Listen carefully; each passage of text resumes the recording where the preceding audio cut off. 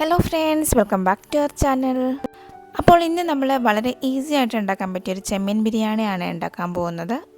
അപ്പോൾ ബിരിയാണി ഉണ്ടാക്കാനായിട്ട് നമുക്ക് ആദ്യം വേണ്ടത് ചെമ്മീനാണ്. ഞാനിവിടെ ഒരു 3/4 കിലോ ചെമ്മീനാണ് എടുത്തിരിക്കുന്നത്. ഇതിൻ്റെ സ്കിന്നെല്ലാം കളഞ്ഞത് നന്നായിട്ട് ക്ലീൻ ചെയ്ത് കഴുകിയെടുത്തതാണ്. ഇനി നമുക്ക് ചെമ്മീനിലേക്ക് കുറച്ച് മസാലകൾ ചേർത്ത് കൊടുക്കാം. ആദ്യം ഇതിന് ആവശ്യമായ ഉപ്പാണ് ചേർത്ത് കൊടുക്കുന്നത്. ഇനി ഇതിലേക്ക് 1 സ്പൂൺ മുളക് പൊടിയും 1 സ്പൂൺ കാശ്മീരി ചില്ലി പൗഡറും ആണ് ചേർക്കുന്നത്. കൂടെ 1 സ്പൂൺ മഞ്ഞൾപ്പൊടിയും ചേർത്ത് കൊടുക്കുന്നുണ്ട്. കൂടെ ഇതിലേക്ക് കുറച്ച് കസൂരി മേത്തി കൂടെ ചേർക്കുന്നുണ്ട്. ഇനി ഇതിലേക്ക് ഒരു 1/2 സ്പൂൺ പെരിഞ്ജീരകം പൊടിച്ചതും പിന്നെ 1 സ്പൂൺ ഗരം മസാലയുമാണ് ചേർത്ത് കൊടുക്കുന്നത്. ഇനി ചെമ്മീൻ ചേർത്ത് എല്ലാം നന്നായിട്ടൊന്ന് മിക്സ് ചെയ്തെടുക്കണം. മസാല എല്ലാം നന്നായിട്ട് മിക്സ് ചെയ്തതിന് ശേഷം നമുക്ക് മാറ്റി വയ്ക്കാം.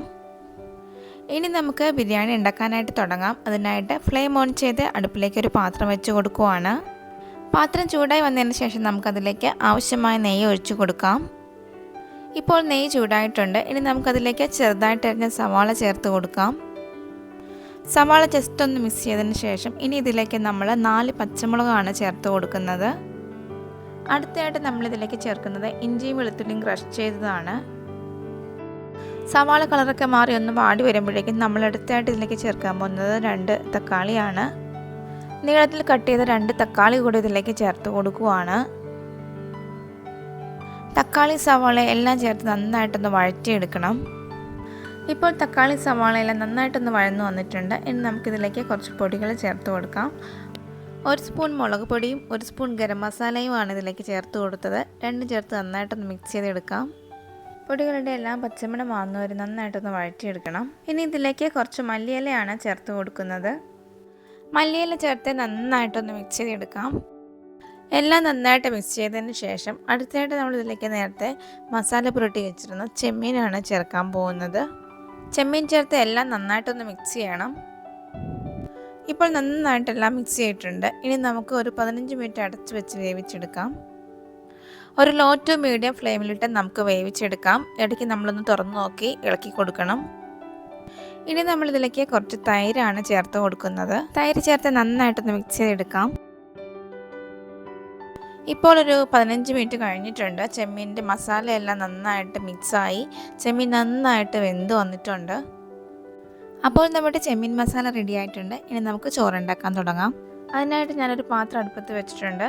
പാത്രം ചൂടായി വന്നിട്ടുണ്ട്. ഇനി അതിലേക്ക് ആവശ്യമായ നെയ്യ് ഒഴിച്ചു കൊടുക്കാം. ഇനി ഇതിലേക്ക് 3 ഏലക്ക, 3 പീസ് പട്ട, ഒരു 6 ഗ്രാമ്പു, 2 തക്കോലം, പിന്നെ കുറച്ച് പെരിഞ്ജീരകം, പിന്നെ 2 ബേ ലീഫ് ഇത്രയും ചേർത്ത് ജസ്റ്റ് ഒന്ന് ഫ്രൈ ചെയ്തെടുക്കാം.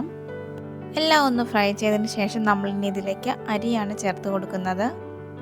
ഞാനിവിടെ ജീരകശാല റൈസാണ് എടുത്തിരിക്കുന്നത്. അതൊരു കിലോ ഉണ്ട്. അത് നന്നായിട്ട് കഴുകി വെള്ളം പോകാനായിട്ട് വെച്ചിരുന്നതായിരുന്നു. ഇനി നമുക്കിതിലേക്ക് ചേർത്ത് കൊടുക്കാം. അരി നന്നായിട്ട് മിക്സ് ചെയ്തതിന് ശേഷം ഒരു മീഡിയം ഫ്ലെയിമിലിട്ട് ഫ്രൈ ചെയ്തെടുക്കണം. ഇനി ഇതിലേക്ക് ഒരു പകുതി നാരങ്ങയുടെ ജ്യൂസാണ് ചേർത്ത് കൊടുക്കുന്നത്. അതുകൂടെ ചേർത്ത് നന്നായിട്ട് മിക്സ് ചെയ്തതിന് ശേഷം നമുക്കിതിലേക്ക് വെള്ളം ചേർത്ത് കൊടുക്കാം. അപ്പോൾ നമ്മൾ വെള്ളം ചേർക്കുമ്പോഴേക്കും ശ്രദ്ധിക്കേണ്ടത് 1 ഗ്ലാസ് അരിക്ക് 1.5 ഗ്ലാസ് വെള്ളമാണ് ചേർക്കേണ്ടത്. ഞാനിവിടെ നല്ല തിളച്ച വെള്ളമാണ് ചേർത്തിരിക്കുന്നത്. അതുകൂടെ ചേർത്ത് എല്ലാം നന്നായിട്ടൊന്ന് മിക്സ് ചെയ്തെടുക്കാം. കൂടെ ആവശ്യമായ ഉപ്പ് കൂടെ ചേർത്ത് കൊടുക്കുന്നുണ്ട്. 1 സ്പൂൺ ഗരം മസാല കൂടെ ചേർത്ത് നന്നായിട്ടൊന്ന് മിക്സ് ചെയ്തതിന് ശേഷം നമുക്കൊരു 10 മിനിറ്റ് വേവിച്ചെടുക്കാം. ഇപ്പോൾ നമ്മുടെ ചോറും ചെമ്മീൻ മസാല എല്ലാം റെഡി ആയിട്ടുണ്ട്.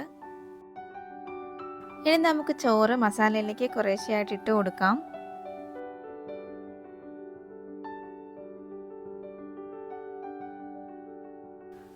ചോറിട്ടതിന് ശേഷം നമ്മൾ നേരത്തെ വറുത്ത് വെച്ചിരുന്ന കശുവണ്ടി മുന്തിരി ഇതിൻ്റെ മുകളിലേക്ക് വിതറി കൊടുക്കുവാണ്. കൂടെ ഫ്രൈ ചെയ്ത സവാള ഇട്ട് കൊടുക്കുന്നുണ്ട്. ഇതിൻ്റെ കൂടെ തന്നെ നമ്മൾ അരിഞ്ഞു വെച്ചിരുന്ന മല്ലിയിലയും പുതിനയിലയും കൂടെ ചേർക്കുന്നുണ്ട്. ഇനി ഇത് അടച്ചു വെച്ചിട്ട് ലോ ഫ്ലെയിമിൽ ഒരു 5 മിനിറ്റ് ജസ്റ്റ് ഒന്ന് വേവിച്ചെടുക്കണം.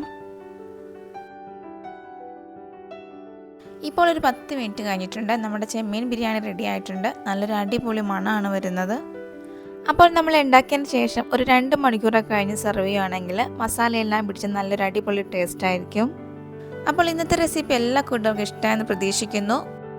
വീഡിയോ ഇഷ്ടമെങ്കിൽ ലൈക്ക് ചെയ്യാനും കമൻറ്റ് ചെയ്യാനും മറക്കരുത്. ചാനൽ ആദ്യമായിട്ട് കാണുന്ന കൂട്ടുകാരുണ്ടെങ്കിൽ സബ്സ്ക്രൈബ് ചെയ്ത് സപ്പോർട്ട് ചെയ്യണം. വീണ്ടും പുതിയൊരു വീഡിയോ ആയിട്ട് അടുത്ത ആഴ്ച കാണുന്നവരെ ബൈ. Thanks for watching.